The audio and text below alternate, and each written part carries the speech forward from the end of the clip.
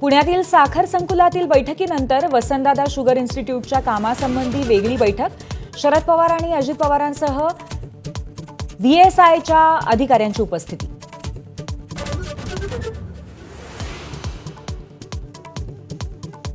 परिवार म्हणून एकत्र येणं ही महाराष्ट्राची परंपरा। शरद पवारांसोबतच्या पुण्यातील बैठकीवरती अजित पवारांचं भाष्य। शरद पवार संस्थाध्यक्ष, आपण ट्रस्टी म्हणून बैठकीला यावं लागतं, अजितदादांची स्पष्टोक्ती।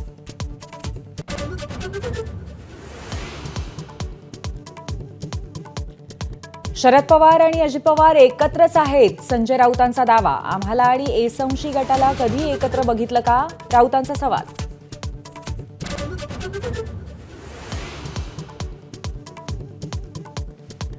महाराष्ट्राच्या मनातली भावना दोन्ही ठाकरेंनी व्यक्त केली। ठाकरे बंधूंच्या एकत्र येण्याच्या चर्चांवर खासदार संजय राऊतांचं वक्तव्य।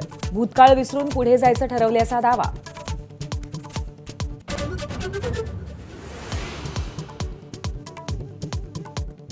माझ्या दृष्टीने वैयक्तिक मित्र वगैरे विषय संपला। राज ठाकरेंबाबत बोलताना आशिष शेलारांचं मोठं वक्तव्य। दुरावा वाढल्याच्या चर्चांना उधाण।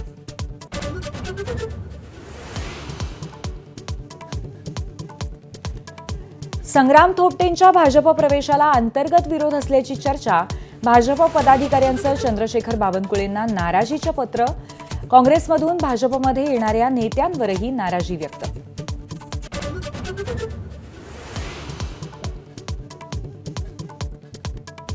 अश्विनी बिद्रे हत्याकांडाप्रकरणी मुख्य आरोपी अभय कुरुंदकरला जन्मठेप, तर महेश फळणीकर, कुंदन भंडारी यांना 7 वर्षाची शिक्षा। पनवेल सत्र न्यायालयाचा निर्णय।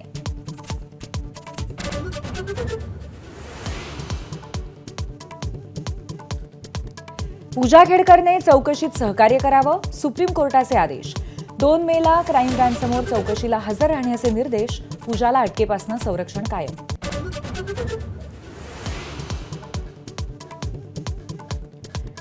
पुण्यातल्या तनिषा भिसे मृत्यू प्रकरणामध्ये महाराष्ट्र मेडिकल काउन्सिल समोर आज सुनावणी। वादानंतर डॉक्टर घैसास आणि भिसे कुटुंब पहिल्यांदाच समोरासमोर येणार।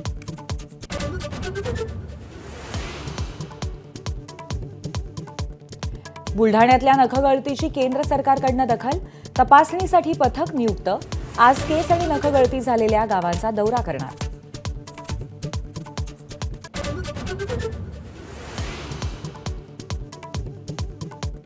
औरंगजेबाच्या कबरीची महाराष्ट्रात काय गरज? द्वारका शारदा आणि ज्योतिषपीठाचे शंकराचार्य प्रज्ञानानंद सरस्वती यांचा सवाल। कबरीबाबत फडणवीसांना अधिक आक्रमक होण्याचा सल्ला, तर गंगेच्या पाण्यावर टीका करणाऱ्या राज ठाकरेंचाही समाचार।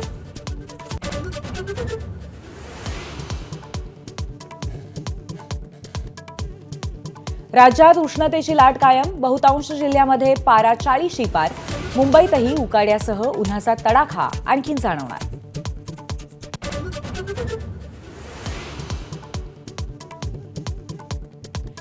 बीसीसीआयकडून 2024-25 साठी खेळाडूंची श्रेणी जाहीर। रोहित, कोहली, जडेजा आणि बुमराह A+ श्रेणीत कायम।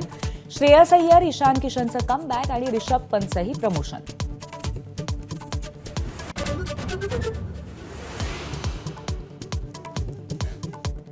वानखेडेवर रोहित आणि सूर्यकुमारची दादागिरी। आयपीएलमध्ये मुंबईच्या विजयाची हॅट्रिक। चेन्नई सुपर किंग्सवरती 9 विकेट्सनी मात। एबीपी माझा, उघडा डोळे बघा नीट।